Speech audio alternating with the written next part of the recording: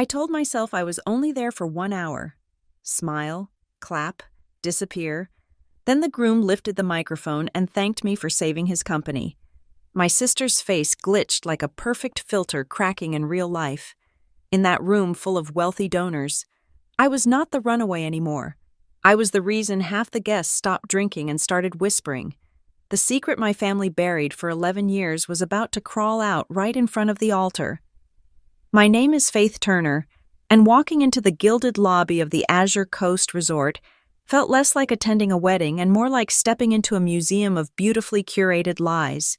The air inside smelled of white lilies and old money, a specific scent that used to suffocate me until I finally stopped breathing it in 11 years ago. The resort was a sprawling architectural marvel of marble and glass perched on the edge of the Pacific, the kind of place where the ocean roared politely in the background and the champagne cost more than my first semester of tuition. It was perfect. It was expensive. And just like the family I had left behind, it was entirely hollow. I felt the familiar, cold slide of anxiety in my gut.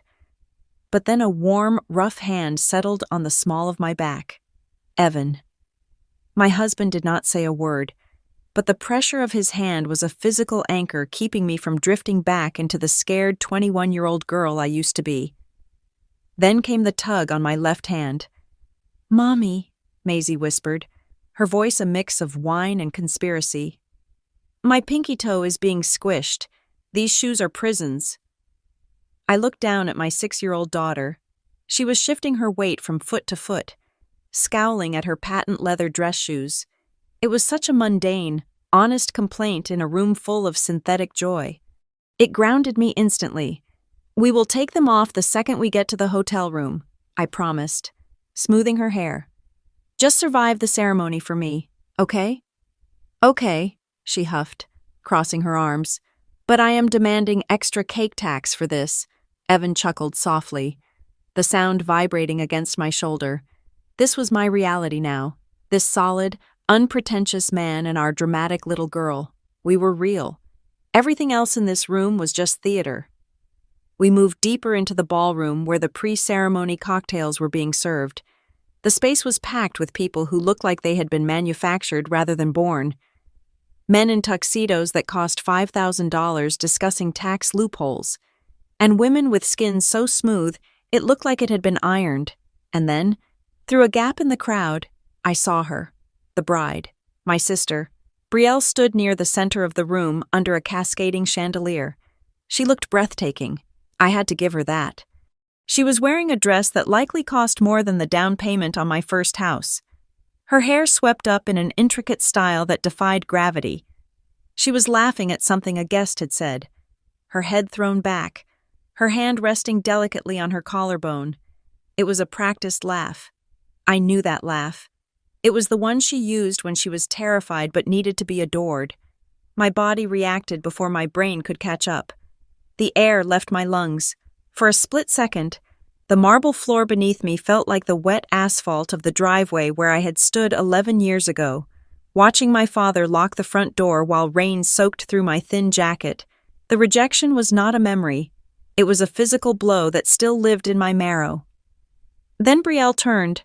Her gaze swept across the room, skimming over faces she barely knew, until it landed on me. The reaction was instantaneous. Her camera-ready smile did not just fade, it malfunctioned. It froze on her face for exactly 1 second, a glitch in the programming, before her eyes widened in genuine, unadulterated shock. The color drained from her cheeks so fast I thought she might faint. It was brief, barely a heartbeat, but in a room where appearances were currency, that 1 second of vulnerability was a bankruptcy filing.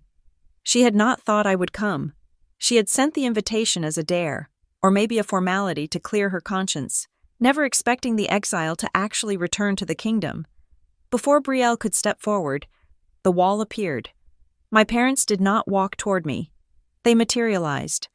One moment the path to my sister was clear, and the next, my mother and father were standing directly in front of us, blocking our view of the bride. They were a human barricade draped in designer silk and hostility. "Faith," my mother said. Her voice was low, a hiss that barely traveled 2 inches from her lips. She looked older, her face tighter, but her eyes were the same hard stones I remembered. "What are you doing here?" "I received an invitation," I said, my voice surprisingly steady. I reached into my clutch and pulled out the thick, cream-colored envelope. "Standard mail. Did you think it got lost?" "You are not welcome here," my father gritted out, stepping closer to intimidate me. He was used to being the tallest man in the room, the loudest voice in the boardroom. He used to loom over me like a skyscraper. Now, looking at him, I realized he was just an aging man in a rented suit. "We do not want a scene. Faith, leave, now." "I am not here to make a scene," I replied calmly. "I am here to watch my sister get married, same as everyone else." "You have no right," my mother started, her hand reaching out to grab my arm. "Mr. Pierce?" The voice came from our left. My mother's hand snapped back to her side, as if she had been burned. We all turned to see a group of 3 men standing there, holding tumblers of scotch. They were not looking at my parents. They were looking at Evan. "It is Evan Pierce, isn't it?" the man in the center asked, stepping forward with an eager smile. "I thought I recognized you. I am a huge admirer of your work on the structural integrity algorithms for the Coastal Bridge project. I am with the architecture firm that handled the bid." Evan smiled, the easy, charming smile that always disarmed people. "Good to meet you. Yes, that was a beast of a project. This is my wife, Faith." The dynamic shifted instantly. My parents were trapped. They could not scream at us. They could not call security. And they certainly could not drag us out while a prominent guest was treating my husband like a celebrity. They were forced to stand there, rigid smiles plastered on their faces, while the men shook Evan's hand and nodded politely at me. "So lovely to have the family together," my mother lied through her teeth, her hand gripping my father's arm so hard her knuckles were white. "Faith was just telling us how brief her stay will be." I was about to correct her when the crowd parted again. This time, the silence that followed was different. It was not the hush of tension. It was the hush of respect. The groom was walking toward us. Gavin Holt was handsome in a way that felt approachable. Unlike the statuesque perfection of my family, he had kind eyes and a nervous energy that he was trying hard to suppress. I expected him to be angry. I expected Brielle to have poisoned him against me, to have told him the same lies my parents told everyone, that I was unstable, jealous, a thief. Instead, Gavin walked straight past my parents. He did not look at them. He stopped directly in front of me. "Faith," he said, breathing out the word as if he had been holding it in. My father stepped in, trying to regain control. "Gavin, son, we were just explaining to Faith that the seating arrangements are tight, and—" Gavin ignored him. He extended a hand toward me, not as a formality, but with a firmness that suggested he needed to know I was real. "I am so glad you came," Gavin said, shaking my hand. His grip was warm, solid. "I honestly wasn't sure you would." "I almost didn't," I admitted, meeting his eyes. There was something in them I did not expect. Relief? No, desperation. Gavin turned slightly, not to face my parents, but to address the group of businessmen who were still hovering nearby, listening. He raised his voice just enough to carry over the ambient jazz music. "Gentlemen," Gavin said, placing a hand gently on my shoulder, "I don't believe you've been properly introduced. This is my sister-in-law, Faith Turner." He paused, letting the name hang in the air for a moment before delivering the rest. "She is the founder and CEO of Lumen Ledger." The reaction was physical. The air in the immediate circle seemed to vanish. The businessmen straightened their spines. My father's mouth opened slightly, but no sound came out. Lumen Ledger was not just a company. In the last 3 years, it had become the gold standard for forensic accounting and financial transparency. We were the ones who audited the auditors. We were the ones who brought down 3 major charities last year for embezzlement. "Lumen Ledger?" one of the guests whispered, his tone shifting from casual interest to sudden, sharp reverence. "You are that Faith Turner?" "I am," I said, keeping my face neutral. I looked past Gavin, toward the center of the room. Brielle was watching us. She was holding a flute of champagne, and even from this distance, I saw it happen when the words Lumen Ledger drifted across the room, carried by the whispers of the crowd. Brielle's hand jerked, the champagne sloshed over the rim, spilling onto her pristine white glove. She did not care about the stain. She was staring at me with a look of absolute terror, and in that moment, I knew. I had suspected it before, but now I knew. My sister knew exactly what my company did.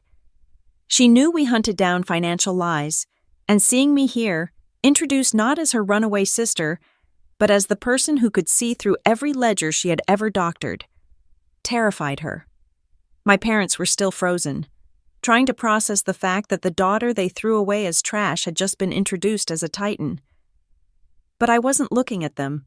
I was looking at Brielle, and for the first time in 11 years, I wasn't the one who was afraid. The stain on Brielle's white glove was spreading, a slow creep of champagne dampening the silk. But my mind was suddenly miles away from the Azure Coast resort. I was back in the mahogany-paneled study of my childhood home, staring at a different kind of stain. That one had been ink on a heavy sheet of bond paper. I was 21 years old. The air in the room had been thick with the smell of my father's expensive cigars and the sharper, more metallic scent of fear. My mother had slid the document across the desk toward me, her manicured nail tapping the signature line.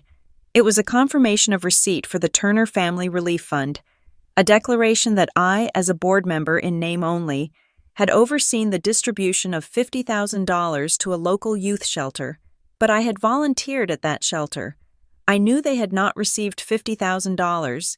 They had received $500 and a box of old coats. I looked at the date on the transaction. It aligned perfectly with the week my parents had broken ground on the new heated pool in the backyard. The math was simple, brutal, and undeniable. The money had not gone to the orphans. It had gone to the contractor. When I pushed the paper back, refusing to sign, the temperature in the room dropped 30 degrees. My father did not yell immediately. He just looked at me with a disappointment so profound it felt like he was scraping me out of his life right then and there. "You are being difficult." "Faith," my mother had said, her voice trembling not with sadness, but with rage. "We provide everything for you. This family is an ecosystem. You protect the ecosystem. I will not sign a lie," I had said. My voice shook, but my hand remained in my lap. "That is theft. It is fraud." That was the trigger. The veneer of the loving parents cracked and fell away, revealing the transactional monsters underneath. My father slammed his hand on the desk, the sound echoing like a gunshot. They called me a traitor. They told me I was ungrateful, that I had always been the difficult one. The moralistic burden who did not understand how the real world worked. "You are just jealous of Brielle," my mother had spat, the words landing like acid. "She understands loyalty. She understands what it takes to maintain this life. You do not deserve to carry the Turner name if you are going to drag it through the mud." That night, I packed a single suitcase. I did not take the clothes they had bought me for galas. I took jeans, t-shirts, and my textbooks. It was raining when I walked out the front door. A miserable, freezing downpour that soaked through my thin jacket in seconds. I paused at the gate, looking back at the house that glowed with warmth and stolen money. I wanted them to run after me. I wanted my father to open the door and say it was a mistake, that I mattered more to him than a tax write-off. I waited 5 minutes. The only thing that opened was the automatic sprinkler system. I walked 3 miles to the bus station. The next 4 years were a blur of survival that stripped away every ounce of softness I had left. I slept on the sofas of friends until their hospitality ran dry. Then I rented a room the size of a closet above a bakery that smelled permanently of burnt yeast. I attended night classes at Northwood Community College, a school my parents would have sneered at, paying my tuition with crumpled bills I earned waiting tables and scrubbing floors. Every meal was a calculation. If I bought a textbook, I ate ramen for 2 weeks. If I needed new shoes for work, I walked to campus instead of taking the bus. I learned the value of $1 not by spending it, but by bleeding for it. I met Evan during my final year. In the fluorescent-lit purgatory of a 24-hour laundromat, I was asleep sitting up, my head resting on a pile of accounting textbooks, exhausted from a double shift. When I woke up, he was sitting 2 chairs away, reading a paperback. He did not offer to pay for my laundry. He did not try to save me. He simply asked if I understood the chapter on forensic auditing because he was stuck on it. We studied together, then we ate cheap diner food together. Evan saw the dark circles under my eyes and the fraying cuffs of my jacket, and he never once looked at me with pity. He looked at me with respect. He stood beside me while I built myself back up, brick by brick. He was the mortar in my foundation, quiet and enduring. Lumen Ledger was born at that kitchen table in our first shared apartment. It started as an obsession. I wanted to understand how people like my parents got away with it. I wanted to trace the invisible lines where money turned into lies. I wrote the code. Evan built the architecture, and we designed a system that could sniff out discrepancies in nonprofit reporting like a bloodhound. We did not build it to get rich. We built it because I needed to know that truth existed somewhere in the numbers. Numbers do not lie. Only people do. Back in the ballroom, the memory receded, leaving me cold and sharp. I watched Brielle dab at her glove with a napkin, her movements jerky and uncoordinated. She was laughing again, but the sound was brittle, like glass about to shatter. She was using the technique my mother had taught us both. Smile until your jaw aches. Because if you stop smiling, people might ask you how you paid for the dress. I took a sip of my own water, watching her over the rim of the glass. I was not the same girl who had stood in the rain waiting for an apology that never came. I was not here to scream or make a scene. I was not here to demand their love. But as I watched my father clap a wealthy donor on the back, and my mother adjust her diamond necklace, diamonds bought, perhaps, with money meant for a scholarship fund, I felt the weight of the clutch in my hand. Inside my phone, accessible with a single biometric scan, was the cloud server for Lumen Ledger, and in a subfolder marked Pending Investigations, there was a file named Turner Foundation. I had not come to destroy them. I had come to witness their happiness. But if they tried to push me, if they tried to rewrite history or paint me as the villain one more time to save their own skins, I was ready. I did not need their permission to exist anymore. I had the receipts. Brielle looked up, her eyes locking with mine across the crowded room. She stopped dabbing her glove. She knew. The terrified little sister who had stayed behind and signed every paper they put in front of her was gone. In her place was a woman who was terrified that the bill was finally coming due. I raised my glass slightly in her direction. A silent toast. "Hello, sister. Let us see who pays for the drinks tonight." The cocktail hour had transformed from a social gathering into an interrogation. Though the men surrounding me did not realize they were the ones providing the answers, I had been pulled into a circle near the ice sculpture by a man named Marcus Thorne, a senior partner at a law firm that handled half the estate planning for the guests in this room. He was not interested in the wedding. He was interested in my code. "The way Lumen Ledger tracks restricted assets is revolutionary," Marcus said, his voice dropping to a confidential register. "We have clients who have been looking for that level of granularity for years. The old software just glosses over the donor intent variance, but your system flags it immediately. It is not about granularity," I corrected him gently, taking a sip of sparkling water. "It is about intent. If a donor gives $100,000 for a library and the money buys a boat, the spreadsheet should not just balance, it should scream." A ripple of appreciative laughter went through the group. These were men who feared audits more than death. To them, I was not a woman in a cocktail dress. I was an insurance policy. Faith always did have a vivid imagination. A voice cut through the conversation like a serrated knife. Brielle slid into the circle, hooking her arm through Gavin's as if she were anchoring herself to him. She was smiling, but her eyes were darting between Marcus and me with frantic intensity. She had seen the attention I was getting, and she could not stand it. In the ecosystem of our family, I was the weed and she was the orchid. The weed was not supposed to be discussing compliance law with the gardeners. "We are just talking business, darling," Gavin said, patting her hand. He looked tired. The shadows under his eyes were deep for a man about to go on his honeymoon. "Well, I know a thing or two about that," Brielle said. Tossing her hair back, she turned to Marcus, radiating a desperate sort of charm. "I have been serving as the executive director of the Turner Family Relief Fund for 5 years now. It is quite a heavy lift. Since I finished my certification at Sterling Heights Academy, I have completely restructured our portfolio." I took a slow breath. Sterling Heights Academy was a finishing school with a business certificate program that took 3 weeks to complete online. It was not a credential, it was a receipt. "Is that so?" Marcus asked, polite but uninterested. "We were discussing the new regulations on endowment drawdowns.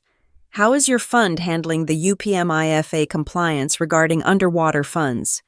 It was a trap. Though Marcus did not mean it to be one, it was a standard question for anyone running a nonprofit in the current economy. Brielle blinked. The smile stayed plastered on her face, but her eyes went blank. She looked like a student who had memorized the wrong chapter for the final exam. "Oh, well," Brielle stammered, tightening her grip on Gavin's arm. "We believe in total flexibility. We do not let bureaucratic red tape stop us from helping people. If the fund is underwater, we just move capital from the operational reserves to cover the difference. It is all the same pot of money. Really." The silence that followed was instant and excruciating. 3 of the men exchanged glances. One of them cleared his throat and looked at his shoes. What Brielle had just described was not flexibility. It was commingling of funds, and it was illegal. "Actually," I said, my voice soft but carrying perfectly in the quiet circle, "that is not how it works. Brielle, under the Uniform Prudent Management of Institutional Funds Act, you cannot just move restricted capital to cover operating losses. That is considered an invasion of the principle. It pierces the corporate veil." Brielle flushed a deep, ugly red. "I know that. Faith, I was simplifying it for the sake of conversation. You always have to be so technical." "Accuracy is not a technicality when you are managing other people's money," I said. "It is the law." "You would know about the law, wouldn't you?" My mother materialized at Brielle's elbow, her hand resting protectively on my sister's shoulder. She looked at the group of men with a practiced, suffering smile. "You must forgive my eldest daughter." My mother sighed, casting a pitying look in my direction. "Faith has always been difficult. She ran away from home at 21 because she found our family rules too stifling. She has always been jealous of Brielle's success. It is a bit of a tragic flaw, really. We have tried to love her through it. It was the old narrative, the rebellious, unstable daughter, the saintly, patient parents. 11 years ago, those words would have made me cry. They would have made me scream and stomp my feet, proving their point. Now, I just felt a mild sense of boredom. "I did not run away, Mother," I said calmly. "I walked, and I think we both remember exactly why." "Mommy?" The small voice came from hip height. Maisie had been standing quietly by Evan's leg, playing a game on his phone, but she had paused. She was looking up at Brielle with wide, curious eyes. "Mommy," Maisie asked, pointing a small finger at the bride. "Is this the Aunt Brielle? The one from the alert?" The air in the circle seemed to vanish. "What alert, sweetie?" Evan asked, though I saw the warning tension in his jaw. He knew exactly what she was talking about. "The alert on the computer," Maisie said, her voice clear and innocent, piercing the tension like a needle. "The one that says, 'Identity conflict.' You know, the lady who used your name on that website to sign the papers." Brielle jerked back as if she had been slapped.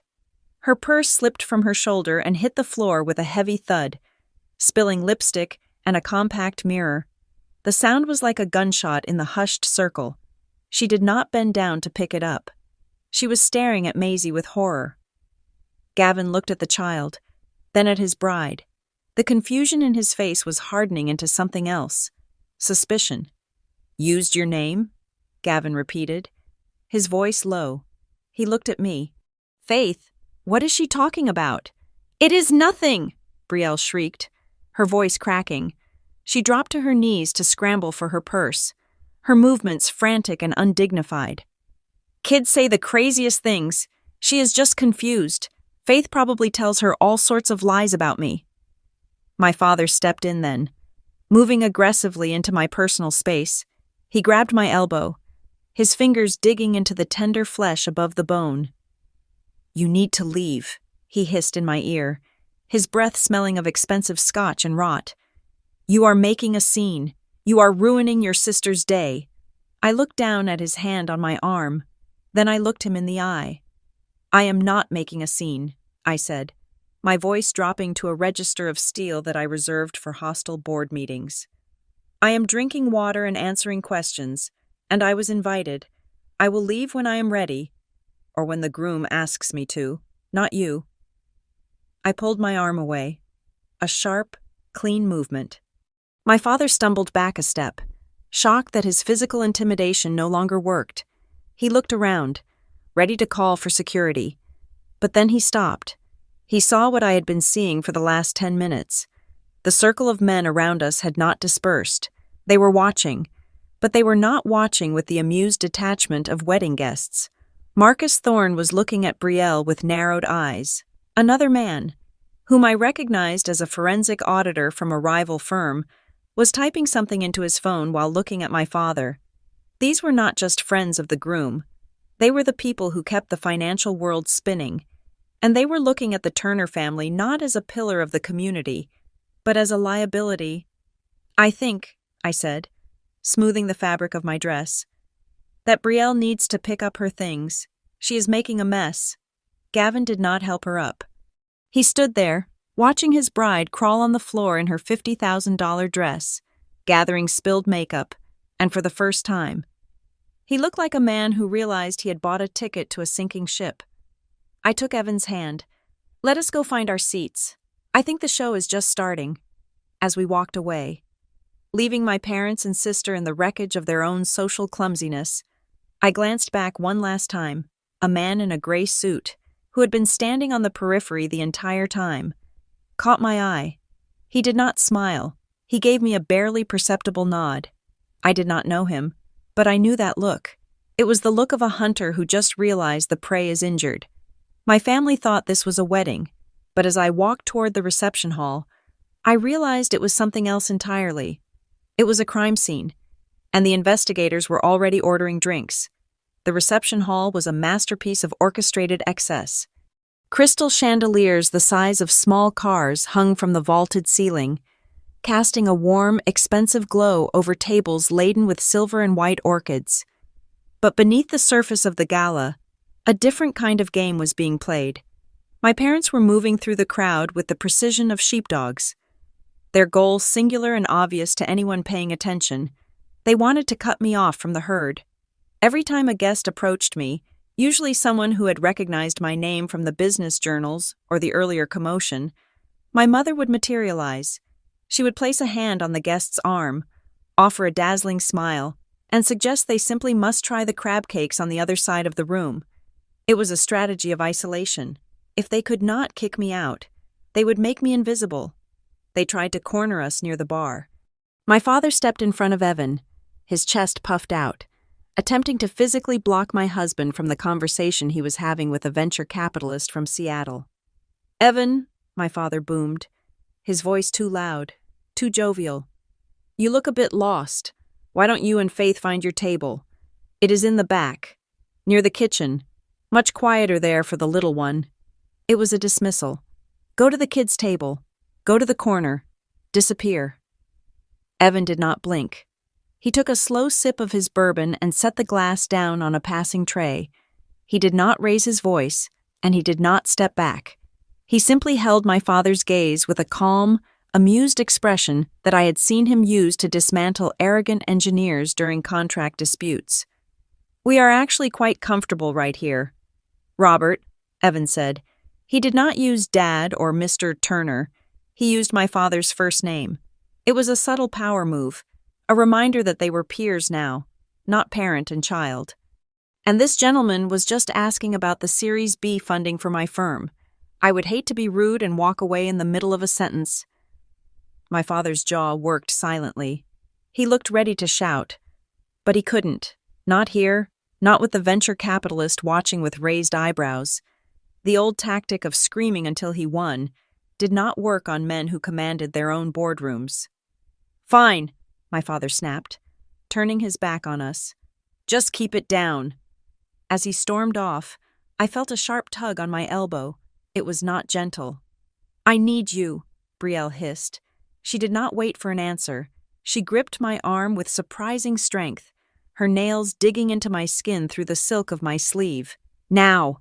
She dragged me away from the crowd, moving with a frantic energy that she tried to disguise as sisterly affection. We bypassed the main corridor and slipped into the bridal suite, a cavernous room filled with mirrors, discarded tissue paper, and the lingering scent of heavy perfume. Brielle slammed the door and twisted the lock.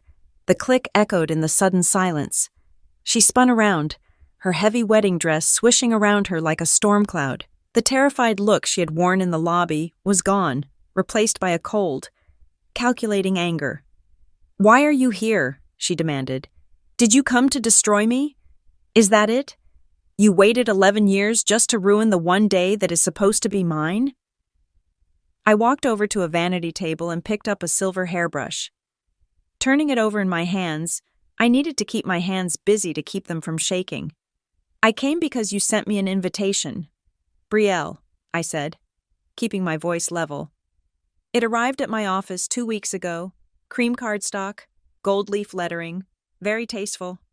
"I sent that as a courtesy," she shouted, then immediately lowered her voice, glancing at the door. "I sent it because Mom said it would look suspicious if we didn't. We thought you would have the decency to stay away. You were supposed to be the bitter outcast. Faith, you were supposed to be too ashamed to show your face." "I have nothing to be ashamed of," I replied. "I did not steal the money from the relief fund." "Brielle, you did." Her face went pale, then red. "I did what I had to do. You do not understand how this family works. You left. You got to play the martyr while I stayed here and cleaned up everyone's messes. I kept the lights on. I kept the appearances up. Is that what you call fraud? Keeping up appearances?" Brielle took a step toward me, her hands balling into fists. "You have no idea what is at stake. You cannot just waltz in here and start answering questions about financial compliance. You are dangerous. Faith, you are a loose cannon." "I answered the truth," I said. "If the truth is dangerous to you, then you are building your life on a fault line." "You do not get it," she spat out. "You are not allowed to be here. Not now. Not when everything is about to be completed." I froze. The words hung in the air between us, about to be completed. It was an odd phrasing for a wedding. A wedding is a ceremony, an event. You do not talk about a marriage being completed like it is a transaction or a project milestone. I looked at her, really looked at her. For the first time that night, I saw the tremor in her hands. I saw the way her pupils were dilated. This was not just pre-wedding jitters. This was the panic of a gambler who has pushed all their chips into the center of the table and is waiting for the last card to turn. "Completed?" I asked softly. "What is about to be completed? Brielle?" She blinked, realizing her mistake. She took a step back, her eyes shifting away from mine.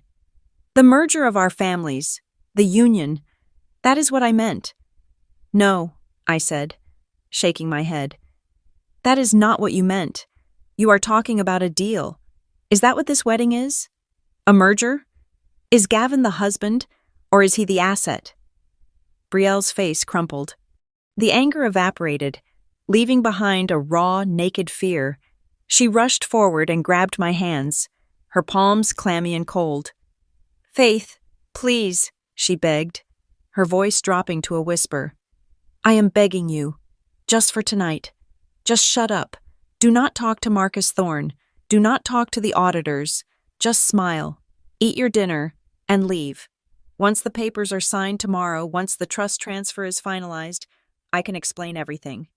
I promise. I will tell you whatever you want to know. Just let me get to the finish line. The pieces clicked into place with a sickening thud. The trust transfer, the urgency, the donation discrepancies I had found in the Lumen Ledger database. My parents and Brielle were not just hiding past crimes. They were in the middle of committing a new one. They were using this wedding, and likely Gavin's clean reputation, to wash something dirty. Or perhaps they were using his assets to plug a hole in their own sinking ship before anyone noticed. I pulled my hands away from hers. I felt sick. I cannot promise you silence. Brielle, I said. You owe me, she cried. I stayed. I took the abuse. You left me with them. I asked you to come with me, I reminded her.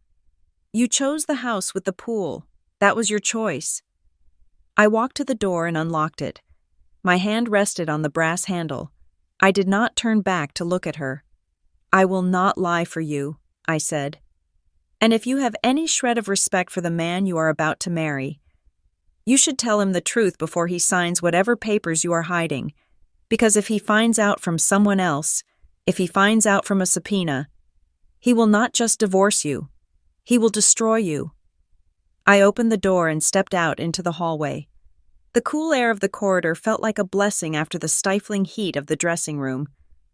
I took a moment to compose myself, smoothing the front of my dress. I needed to find Evan. I needed to get my daughter and get out of this place before I became an accomplice to whatever financial wreckage my family was orchestrating. I turned the corner back toward the ballroom and stopped dead. Gavin was standing in a quiet alcove near the entrance. He was not alone. He was speaking with a man in a dark charcoal suit, a man who definitely was not a wedding guest. The man was not holding a drink. He was not smiling. He stood with the rigid posture of law enforcement or private security. They were deep in conversation. Gavin looked pale, his hand rubbing the back of his neck in a gesture of extreme stress. Then, the man in the charcoal suit looked up. He looked past Gavin's shoulder and locked eyes with me. He did not look surprised to see me. In fact, a flicker of recognition crossed his face. He nodded, a slow, deliberate movement that sent a chill racing down my spine. He knew who I was. And judging by the grim expression on Gavin's face, they were not talking about the honeymoon. They were talking about the one thing my sister was terrified of. They were talking about the receipts. The man in the charcoal suit disappeared into the shadows of the corridor as Gavin turned toward me. The groom did not look like a man about to embark on a honeymoon. He looked like a man who had just been told his house was built on a sinkhole. Faith, Gavin said, his voice low and devoid of the social warmth he had displayed in the lobby. Do you have a moment? A real moment. Not the polite kind. I think we passed polite about 20 minutes ago. I answered. He gestured toward a set of French doors that led to a small, private terrace overlooking the ocean. The wind was picking up, whipping the salt spray against the glass. But outside it was quiet, muffled by the roar of the waves. It was the only place in the resort where the music from the ballroom could not reach us. Gavin leaned against the stone railing, gripping it until his knuckles turned white. He did not look at the view. He looked at me, searching my face with an intensity that made me want to step back. I need to apologize, he started, but it sounded rehearsed. I know things with your parents are complicated. I did not mean to ambush you by inviting you here. You did not ambush me. Gavin, I said, crossing my arms against the chill. But you did not invite me out of the goodness of your heart. Did you? You are a pragmatic man. I saw your portfolio online. You do not make moves without a strategy. Gavin let out a short, humorless laugh. He reached into the inside pocket of his tuxedo jacket and pulled out a folded piece of paper. It looked worn, as if he had unfolded and refolded it 100 times in the last few days. You are right, he admitted. I did not invite you because I wanted a family reunion. I invited you because of this. He handed me the paper. I unfolded it. The wind threatened to tear it from my hands, but I held on tight.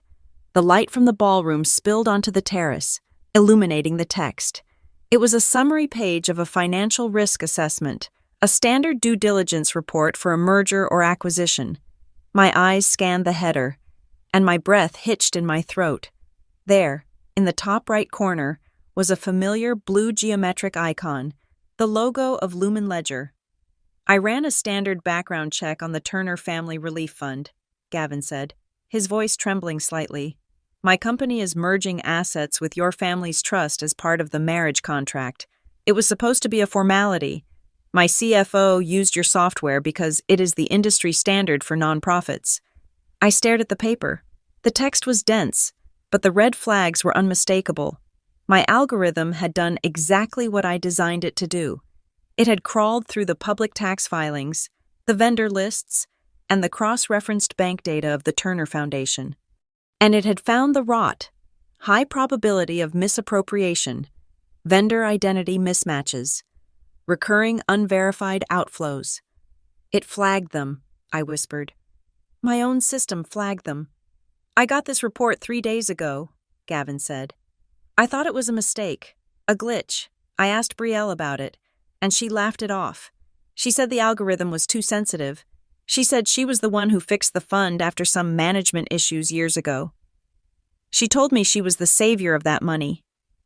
He looked at me, his eyes pleading for me to contradict him, even though he knew the truth. She told me you were the one who caused the problems. Gavin continued. She said you were reckless with the accounts, that you dropped out of college because you couldn't handle the pressure of the ethics board, that she had to step in and clean up your mess. I felt a cold fire ignite in my chest. It wasn't just anger, it was a profound sense of violation. Brielle hadn't just stolen the money. She hadn't just stolen my place in the family, she had stolen my integrity. She had taken the very reason I left, my refusal to be corrupt, and twisted it, wearing my morality like a costume while painting me with her sins. Is that what she told you? I asked, my voice deadly quiet. Yes, Gavin said. But then I met you, and then I saw your husband, and then your daughter asked about the website.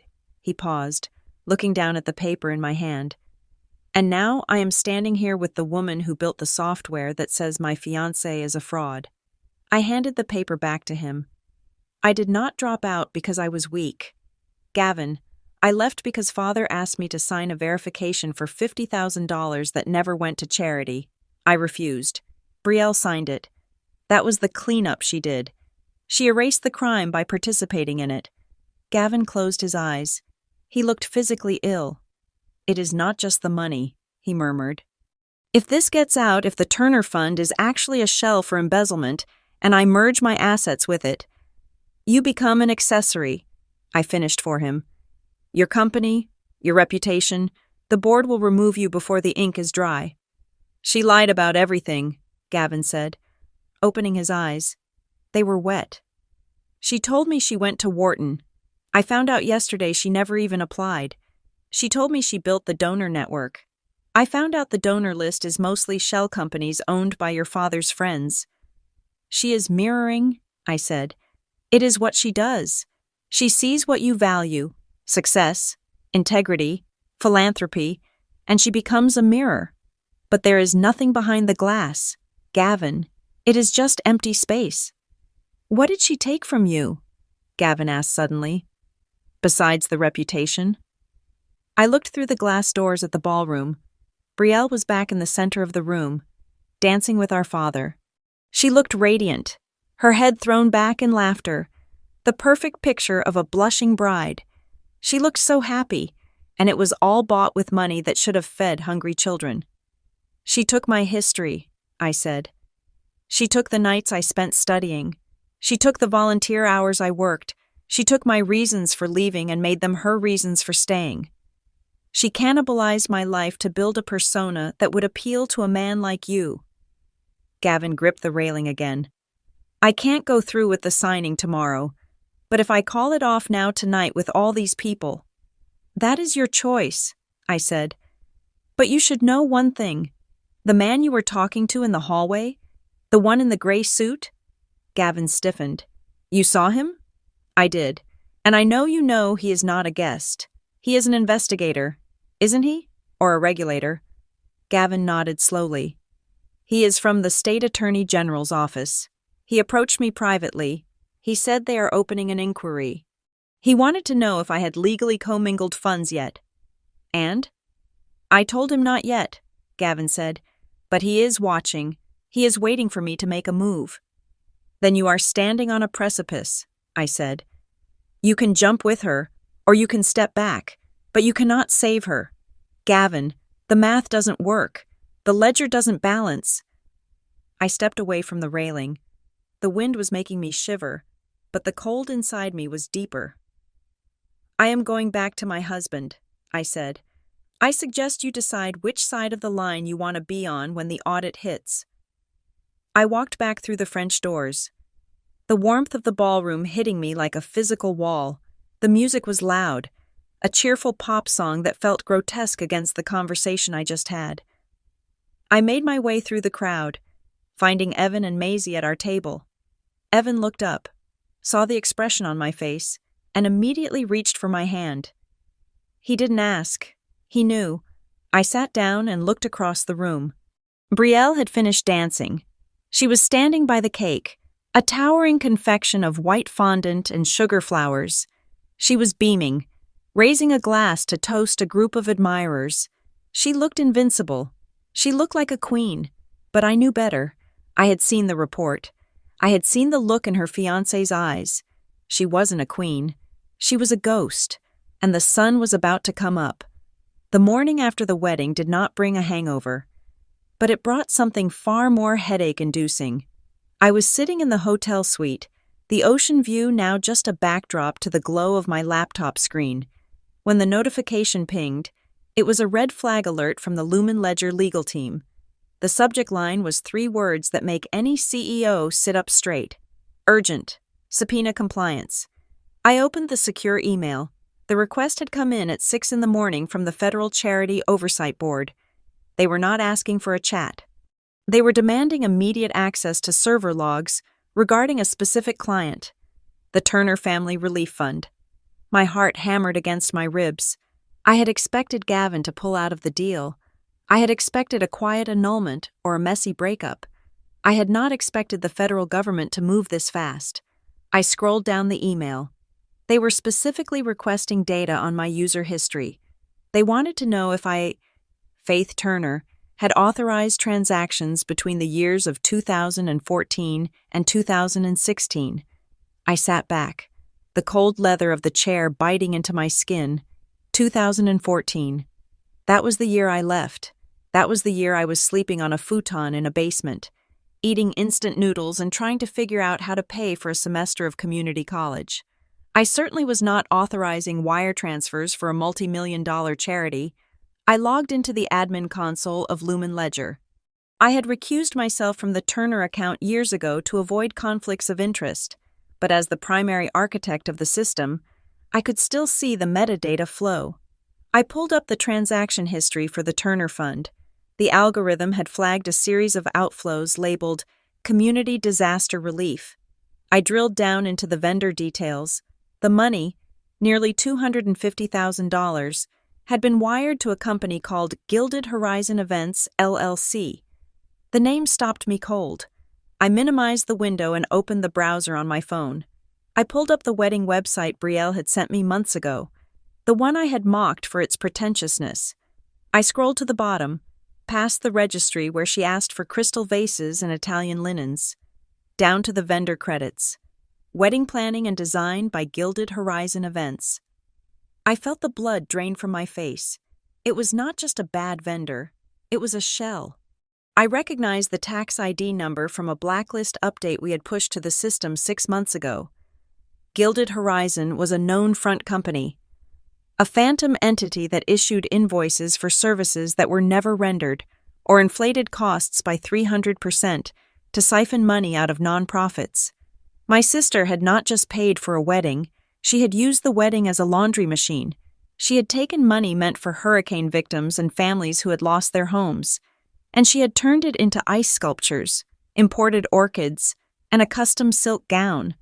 The audacity of it was so staggering that I almost respected the sheer scale of the narcissism. Faith?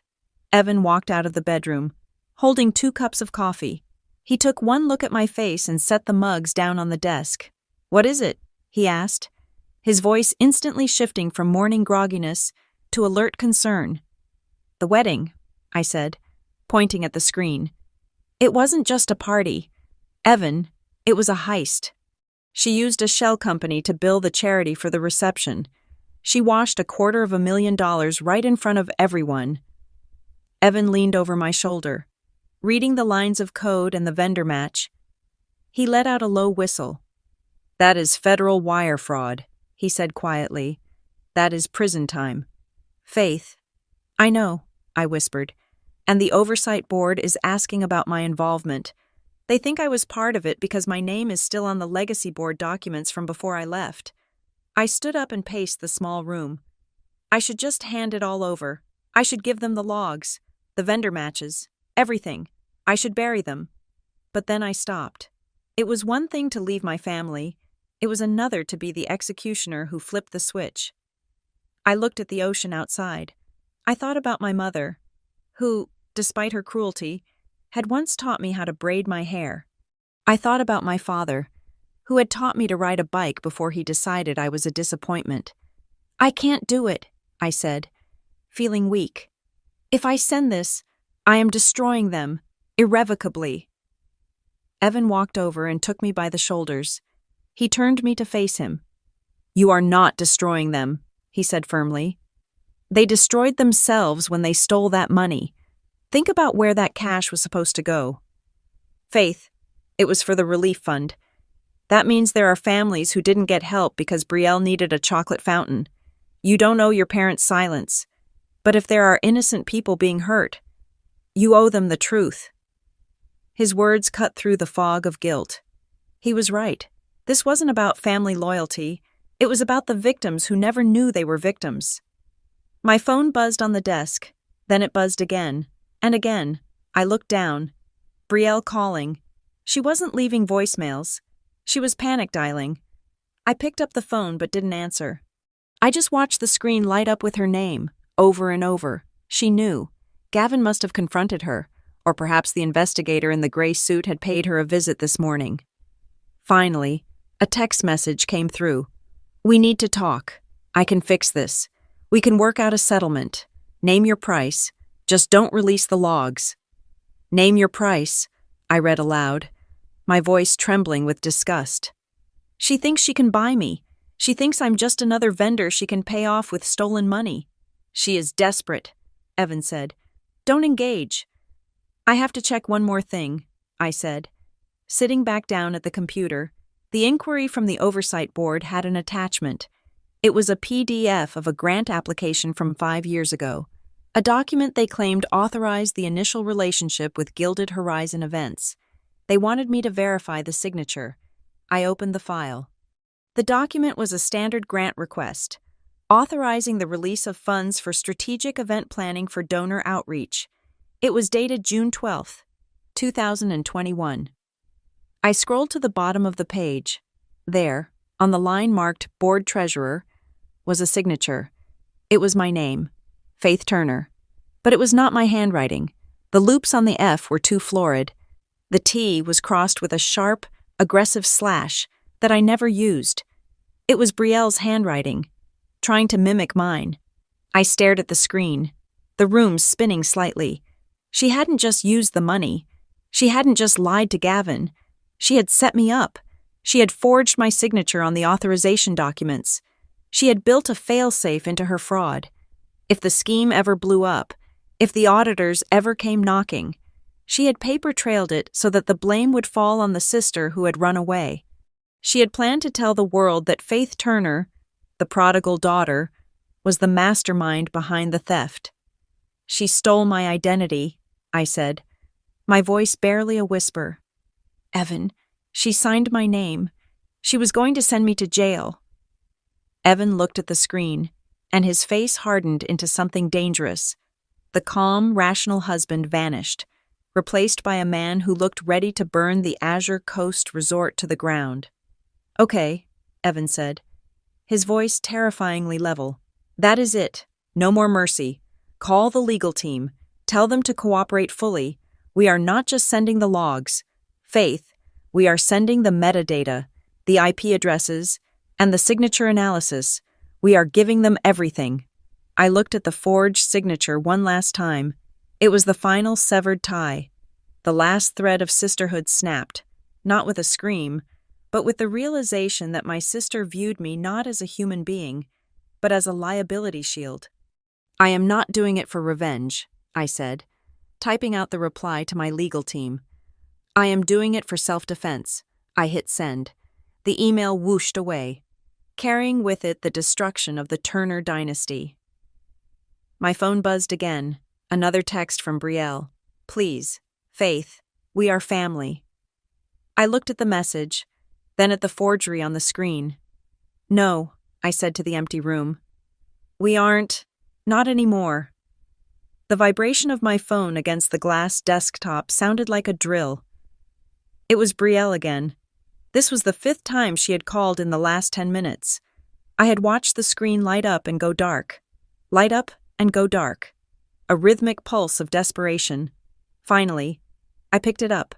I did not say hello. I just pressed the green button and held the device to my ear, waiting.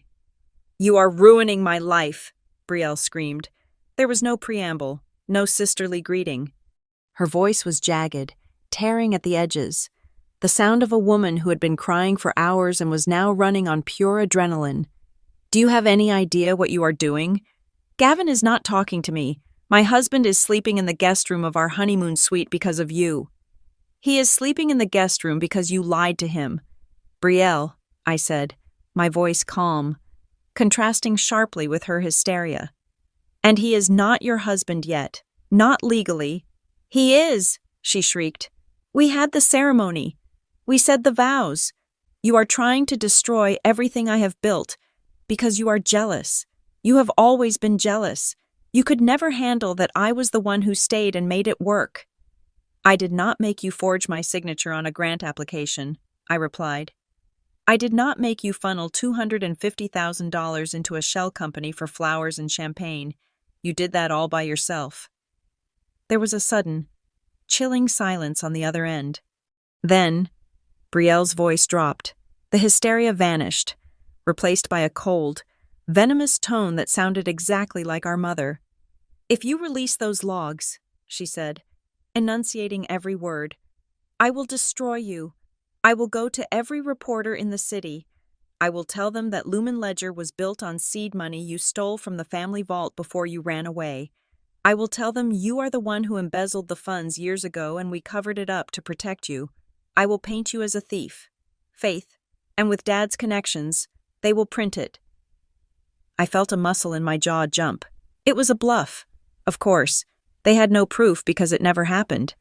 But in the world of high finance, an accusation was almost as damaging as a conviction. She was threatening to burn down my company to save her reputation. You would perjure yourself to hurt me? I asked. I will do whatever it takes to survive, she hissed. Meet me, now, in the lobby. We need to settle this.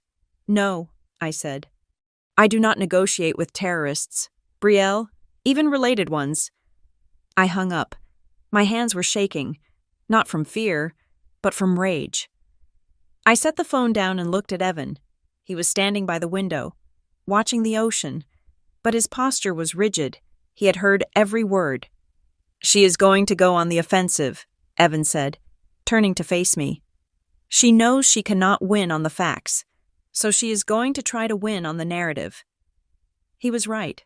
Within the hour, I started receiving text messages from old acquaintances, people I hadn't spoken to in a decade. Faith, I just heard about your breakdown. Is everything okay? Your mom is so worried about you. Maybe you should go home. I heard about the trouble with your company's finances. Let me know if you need a lawyer. My parents were working the phones. They were calling in favors, spinning a story where I was the unstable. Vindictive daughter, returning to wreak havoc on a happy occasion. They were trying to discredit the witness before I even took the stand. I closed my eyes and took a deep breath. In the past, this would have crushed me. I would have cried. I would have tried to call everyone back and explain myself. But I was not that girl anymore. I was a CEO, and I knew how to handle a hostile takeover. Crisis protocol, I said, opening my laptop. We are not reacting. We are not crying. We are documenting. I drafted an email to my public relations team and my chief legal counsel. I did not ask for advice. I gave orders. Prepare a statement regarding the integrity of our auditing algorithms. Prepare a defamation suit against any individual who makes false claims about Lumen Ledger's founding capital. Monitor all social media channels for mentions of the Turner family. Evan came over and placed a hand on my shoulder. Remember, Faith, if they want a war, we give them the law. We do not give them a stage. Do not argue with them in public. Do not reply to the texts. Make everything official. A knock at the door interrupted us. It was a courier from the hotel front desk. He held a thick envelope with the logo of a local law firm, my father's longtime attorneys. I opened it. It was a cease and desist letter. It accused me of harassment, corporate espionage, and intentional infliction of emotional distress. It demanded that I turn over all illegally obtained data regarding the Turner Family Relief Fund and delete any copies. It was a bullying tactic. It was designed to scare me into silence. They are accusing me of harassment for auditing a charity that I am legally listed as a board member of, I said, tossing the letter onto the desk. It is laughable. It is desperate, Evan corrected. They are trying to suppress the evidence. I pulled up a fresh document on my screen. I did not write a long, emotional defense. I did not mention my feelings or my sister's betrayal.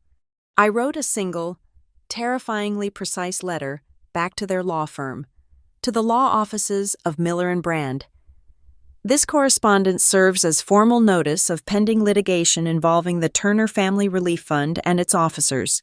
You are hereby instructed to preserve all records, including but not limited to emails, bank statements, vendor invoices, and communication logs.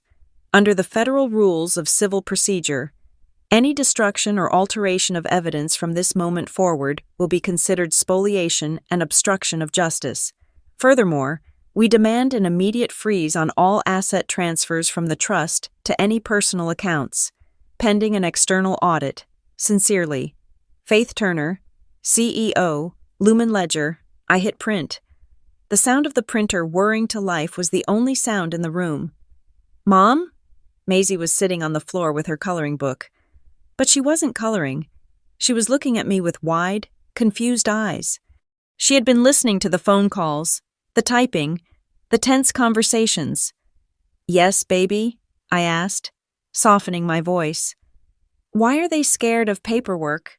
She asked. You love paperwork. You say it is like a puzzle. I looked at my daughter. She was 6 years old, and she had already grasped the core of the conflict. To honest people, paperwork was just a record of what happened. To liars, paperwork was a trap. They are scared. Maisie, I said, walking over and kneeling beside her. Because paperwork tells the truth, and sometimes people do things they do not want the truth to see. Like when I ate the cookie and said the dog did it? She asked. A little bit like that, I smiled sadly. But much, much bigger. I stood up and walked back to the desk to sign the letter, as I did. A notification popped up on my personal dashboard, a simple alert I had set up years ago to track public records involving my family names. It was usually just property tax updates or gala announcements. This one was different. It was from the county clerk's office. Status update, marriage license application, Holt/Turner. Status, pending, incomplete. I clicked on the details. The license had been applied for 2 weeks ago, but it had not been finalized. The officiant had signed it, but the final submission, the part that made it legal in the eyes of the state, was missing. Gavin had not filed the papers. The wedding was yesterday. The standard procedure was for the planner or the groom to file the license the next morning. I checked the timestamp on the file access. Someone had logged into the portal to check the status at 8 o'clock this morning. That someone had to be Gavin. He was stalling. He was holding the marriage hostage. My parents and Brielle were downstairs, screaming at lawyers and threatening my company, thinking they were fighting a war on one front. They thought if they could just silence me, everything would go back to normal. They did not realize the ground had already shifted beneath their feet. Gavin wasn't sleeping in the guest room because he was angry. He was sleeping in the guest room because he was waiting. He was waiting to see if his wife was a criminal before he legally bound his assets to hers. "Evan," I said, turning the screen toward him. "Look at this." He scanned the county clerk record. A slow, grim smile spread across his face. "He knows," Evan said. "He hasn't signed off. He is keeping a door open. He is preparing a lane for retreat," I said.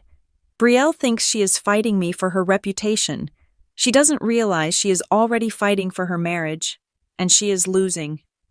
I sealed the envelope containing my preservation letter. I felt a strange sense of calm settle over me. The emotional turbulence of the morning was gone, replaced by the cold clarity of the endgame. "I am going to deliver this to the front desk," I said, "and then I am going to order room service. I think I finally have my appetite back." My family wanted to play a game of reputation. They wanted to use threats and lies, but I had played this game for a living for 11 years.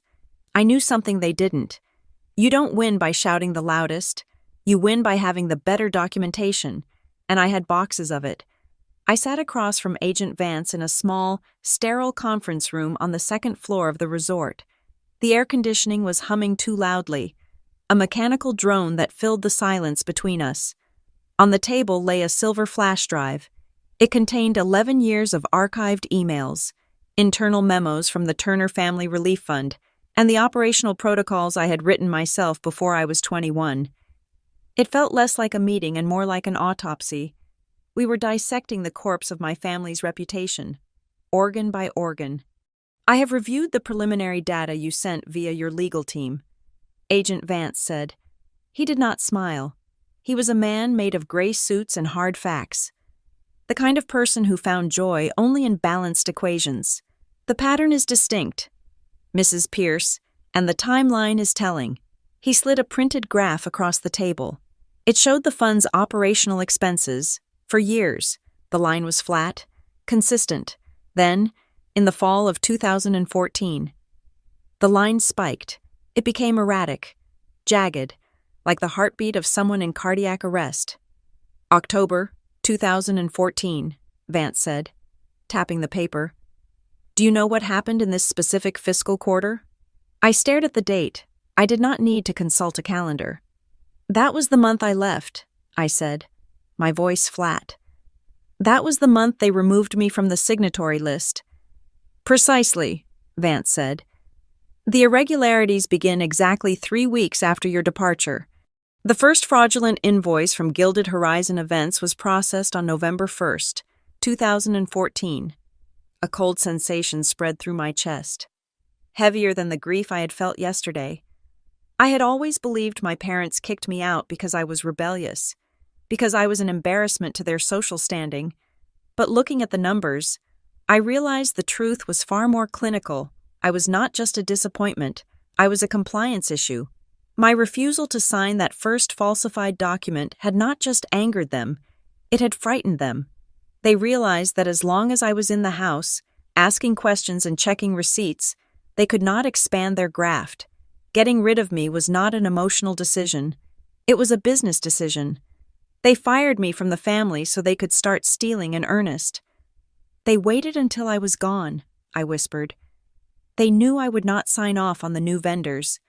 "It appears so," Vance noted, making a mark in his notebook. "Which brings us to the current situation. Mrs. Pierce, you understand that because Lumen Ledger is the software that flagged this, and because you are a former board member, the media narrative will be volatile. If this goes to trial, the headlines will not just be about them, they will be about you. Tech CEO audits her own family. It will be messy. I am aware of the optics," I said, leaning back in my chair. "My company is built on transparency. If I hide this because it is inconvenient for my last name, I am no better than them." "Are you willing to testify?" he asked. Not just hand over documents, but take the stand? Defense attorneys will try to paint this as a vendetta. They will say you rigged the software to frame your sister. I will not testify to my feelings, I said, my voice hardening into steel. I will testify to the math. The timestamps do not have emotions. Agent Vance. The IP addresses do not have grudges. I will provide the truth. What the jury thinks of my family dynamics is irrelevant. Vance nodded, seemingly satisfied. Then he pulled out a second document. There is one more thing, he said. We found a transaction from yesterday morning. A wire transfer of $50,000 into the fund's main account. It was labeled as a wedding gift matching donation from a donor listed as anonymous. However, the routing number traces back to a holding company registered to Brielle Turner. I frowned. Why would she donate to her own fund? She didn't donate, Vance corrected. She moved the money in, and then, 6 hours later, an automated matching grant of $50,000 was triggered from the corporate partner's account. Money provided by external sponsors. That $100,000 total was then immediately paid out to a vendor for emergency event logistics. I closed my eyes. It was brilliant, in a sick, twisted way. She had used her own money to trigger a matching donation, effectively doubling her cash by stealing from the corporate sponsors, and then withdrew the entire amount to pay for the wedding overruns. She knows the system, I said, opening my eyes. She did not go to Wharton, but she learned the mechanics of this fraud inside and out. She is not just a figurehead, Agent Vance. She is the operator. We are preparing to freeze the assets, Vance said, closing his folder. But we need to move before the marriage certificate is filed. Once their assets merge, untangling Gavin Holt's liability becomes a nightmare. I stood up. Do what you have to do. I left the conference room and took the elevator up to the suite. The hallway felt aisles long. When I entered the room, the atmosphere was different. The curtains were drawn. Evan was sitting on the edge of the bed with his laptop, but he wasn't working. He was watching the door. We are locking it down, Evan said as soon as I entered. He did not stand up to hug me. He was in protection mode. I have updated the security protocols on all our devices, 2-factor authentication on everything, even the baby monitor. I have instructed the hotel front desk to block any calls from your parents' room. Is it that bad? I asked, sitting down next to him. Your father called the Lumen Ledger main line 3 times in the last hour, Evan said. He is trying to get to the board of directors. He wants to file a complaint about your unethical conduct. He is trying to get you fired from your own company. Faith. Let him try, I said, though my hands were trembling slightly. The board knows who built the code. We are not taking chances, Evan said firmly. From now on, you do not speak to them. You do not text them. If they approach you in the hallway, you walk away. Everything goes through the lawyers. If they want to communicate, they can send a subpoena. My phone buzzed on the nightstand. I looked at it warily. Evan reached for it first, checking the screen. His expression softened, then turned into something complicated, pity, mixed with grim satisfaction. It is not your parents, Evan said, handing me the phone. I looked at the screen. It was a text message from Gavin. I need to see you. Please, I am in the lobby bar. I think I just married the wrong person. I stared at the words. Yesterday, I might have felt a thrill of vindication. See? I told you so. But today, looking at the gray text bubble, I just felt a heavy, exhausted sadness. Gavin was a good man who had fallen in love with a mirage. He had married a reflection, and now the glass was breaking. You should go, Evan said quietly. He deserves to know what is coming before the assets freeze. I nodded and stood up. But before I left, I walked back to my laptop. I needed to see one last thing. I opened the file Agent Vance had given me access to, the list of denied applications from the Turner Family Relief Fund. These were the people who had asked for help and been rejected because the fund was out of money. I scrolled through the names. Sarah Jenkins. Request for insulin pump assistance. Denied. Community garden project. Request for soil testing. Denied. Veterans Housing Initiative. Request for wheelchair ramp materials. Denied. There were hundreds of them. Real people with real pain. Turned away so my sister could buy a dress that cost more than a car. I touched the screen, tracing the name of the veteran who didn't get his ramp. I am not doing this for me, I said to the empty room, my voice low and final. I am doing it for them. I grabbed my room key and headed for the door. I was done being the victim. I was done being the runaway. I was about to go downstairs and finish what my family started 11 years ago. They wanted to play games with money. I was going to show them the cost. The digital tremors began shortly after I returned to my room. My laptop, still synced to the monitoring protocols I had authorized Agent Vance to use, started pinging with a rhythm that suggested panic. It was not the subtle, calculated movement of funds I had seen in the historical logs. This was clumsy. This was frantic. My parents were liquidating. I watched the screen as alerts cascaded down the monitor. Robert and Catherine Turner were attempting to move significant assets, portfolios, bonds, even the emergency cash reserves, into accounts held by distant relatives. There was a transfer initiated to my great-aunt Martha in Florida for $50,000, another for $75,000 to a cousin who hadn't spoken to us in a decade. They were trying to drain the accounts before the freeze order hit, scattering the family fortune like seeds in the wind, hoping the federal investigators would not be able to catch them all. In the past, the old faith might have stormed down to their room, banging on the door, begging them to stop destroying themselves. I might have screamed about ethics or morality. Instead, I took a sip of cold coffee and typed a single command line into the Lumen Ledger interface. Escalation protocol, pattern matching, immediate flagging. I did not block the transfers myself. I simply notified the receiving banks that the incoming funds were subject to a federal inquiry. The algorithms did the rest, one by one. The pending icons turned to suspended. My parents were trying to run through a burning building, and I had just remotely locked the fire exits. It was not vengeance. It was simply compliance. A soft knock at the door broke my concentration. It was not the rhythmic, confident knock of room service. It was hesitant. I opened the door to find Brielle. She looked wrecked. The immaculate bride from yesterday was gone. In her place was a woman wearing a hoodie that cost $600, but looked like she had slept in it. Her eyes were red-rimmed, devoid of makeup, and her hands were shaking. "Can I come in?" she asked, her voice cracking. "Please, no lawyers, just sisters." I stepped back, allowing her entrance. She walked into the suite, her eyes darting around as if looking for hidden cameras. She stopped near the desk, refusing to sit, vibrating with nervous energy. "I can fix this," Brielle said, rushing the words out. "I have my own accounts, Faith, private ones that Mom and Dad do not know about. I have saved about $400,000 over the last 5 years. It is yours, all of it." I looked at her, feeling a profound wave of exhaustion. "You think I want your money, Brielle?" "It is not a bribe," she pleaded, wringing her hands. "It is a settlement. Just delay the release of the logs. Give me a week. Give me 3 days. Just enough time to get Gavin to sign the marriage license and get us out of the country for the honeymoon. Once we are in Europe, I can handle the fallout.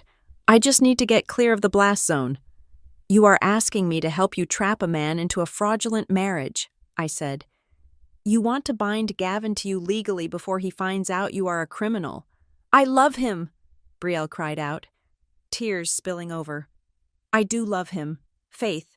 That part is real. If you loved him, you would not be trying to make him an accessory to a felony," I countered. Brielle slumped against the wall, sliding down until she was crouching on the floor. It was a mirror image of the night I left, except this time, she was the one on the ground.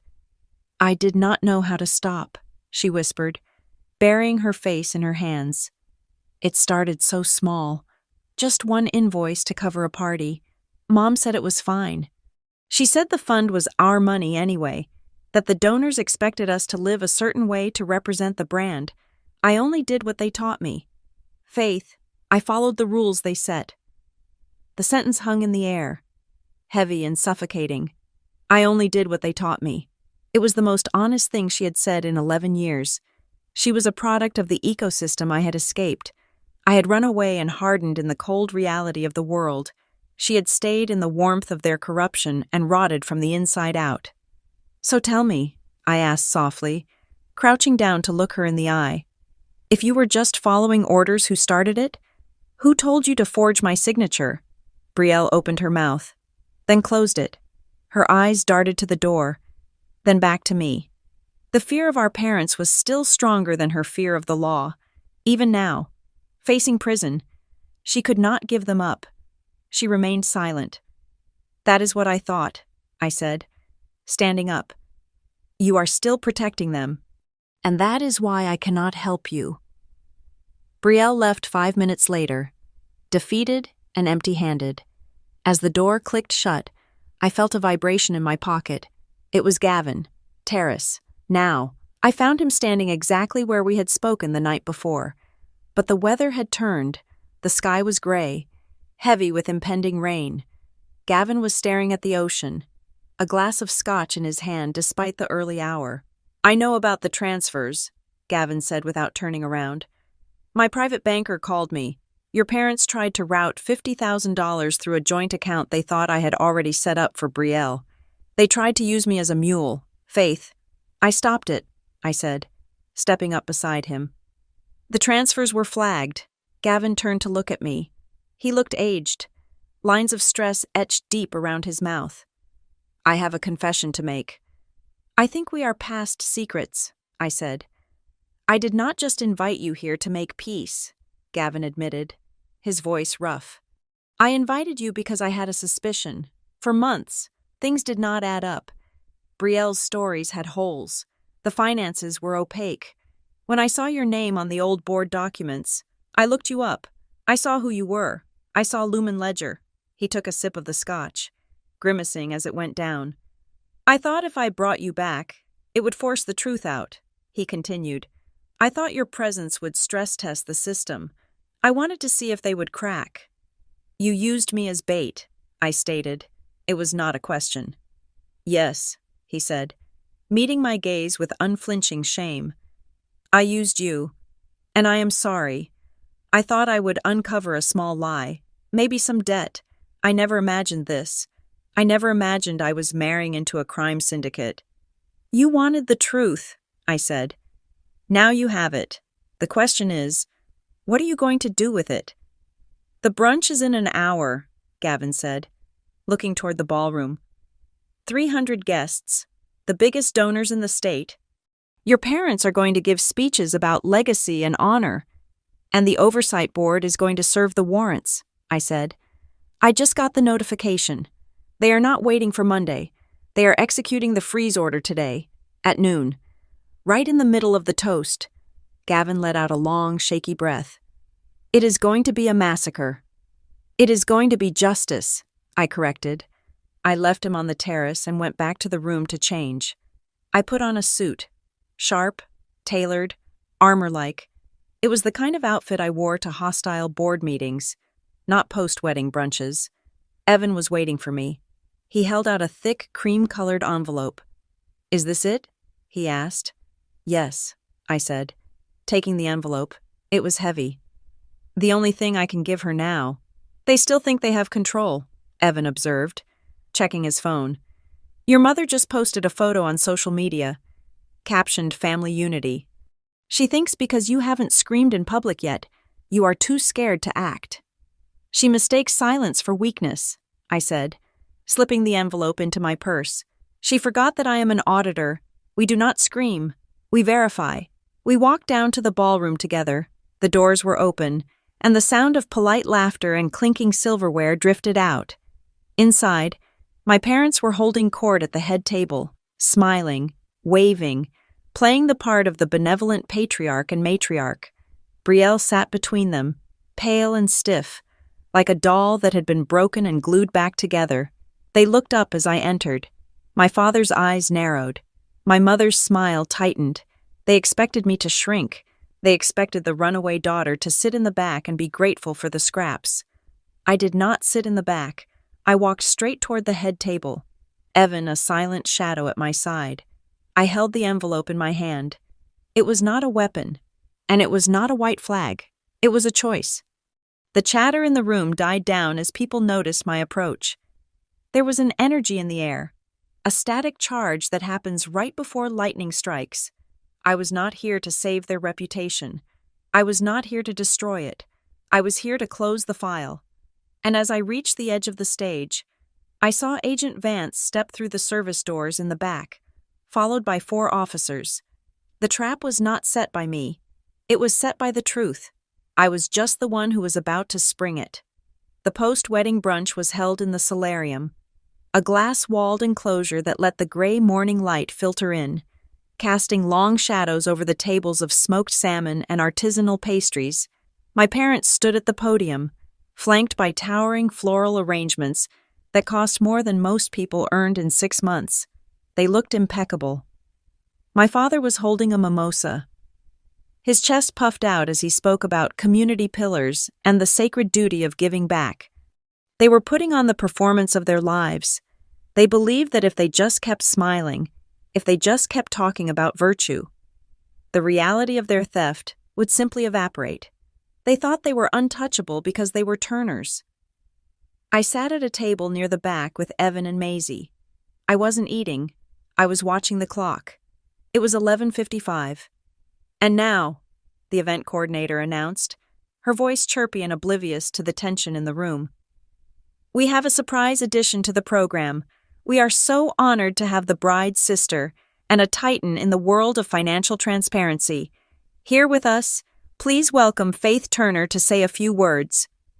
The silence that fell over the room was absolute. My mother froze. Her hand gripped the podium so hard her knuckles turned white. Brielle, seated at the head table, looked like she had stopped breathing. She stared at me with wide, terrified eyes, shaking her head slightly. A silent plea. "Don't." I stood up. The scraping of my chair against the floor sounded like a gunshot. I walked to the stage. I did not look at my parents. I did not look at my sister. I looked at the crowd, the donors, the partners, the people whose money had been siphoned off for a decade. I took the microphone. It felt heavy in my hand. "Thank you," I said, my voice steady, projecting to the back of the room without a tremor. "My father speaks often about legacy. He speaks about the importance of family. But in my line of work, we have a different word for it." I paused. The room was so quiet, I could hear the ocean crashing outside. "We call it accountability," I continued. "True charity is not about how much you say you give. It is about where the money actually goes. It is about transparency. And today, I am here to ensure that the Turner Family Relief Fund finally lives up to that standard." My father moved to grab the microphone, his face flushing a deep, angry red. "That is enough. Faith, sit down." But he was too late. The double doors at the back of the room swung open. Agent Vance walked in, followed by 4 uniformed officers and 2 auditors carrying heavy briefcases. They did not look like wedding guests. They moved with the precise, terrifying authority of the federal government. "Robert Turner, Catherine Turner," Agent Vance's voice cut through the air, sharper than any knife. "I am Special Agent Vance with the Federal Charity Oversight Board. We are executing a warrant to freeze all assets associated with the Turner Family Relief Fund and its subsidiary holdings, effective immediately." A gasp ripped through the room. A glass shattered somewhere near the buffet. "This is an outrage," my father bellowed, stepping off the podium to confront the agents. "Do you know who I am? I will have your badges. This is a private event."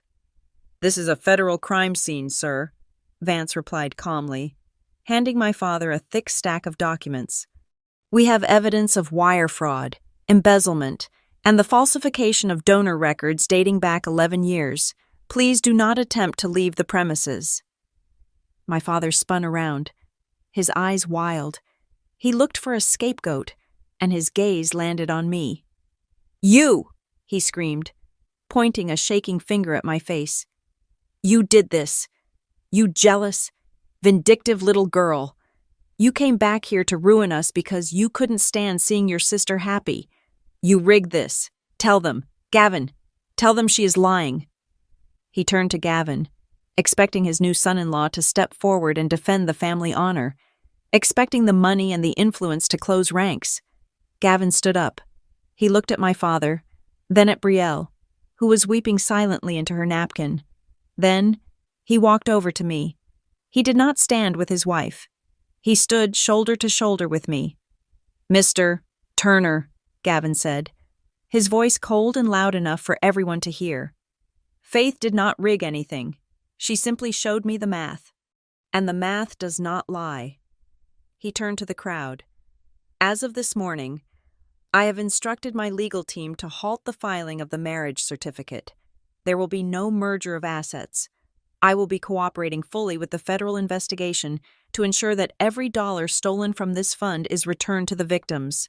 Brielle let out a sob that sounded like something breaking.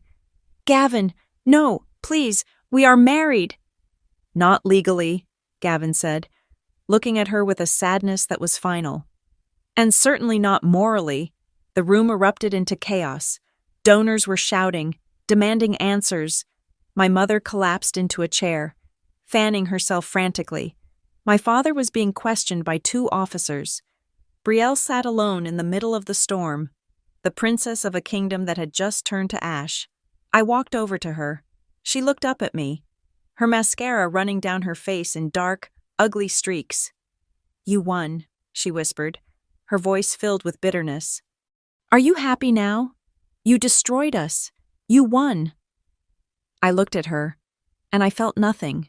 No triumph, no joy, just a deep, abiding fatigue. No, Brielle, I said softly. I did not win. The veterans who didn't get their housing lost, the children who didn't get their scholarships lost, they are the ones who paid for your dress. I just stopped you from swiping their credit card again. I reached into my purse and pulled out the cream-colored envelope. I placed it on the table in front of her. What is this? She asked, wiping her nose. A lawsuit? It is a job offer, I said. She blinked, confused. What? It is an entry-level internship at Lumen Ledger, I explained. Minimum wage. You will work in the data entry department. You will spend 8 hours a day auditing receipts and tracking discrepancies.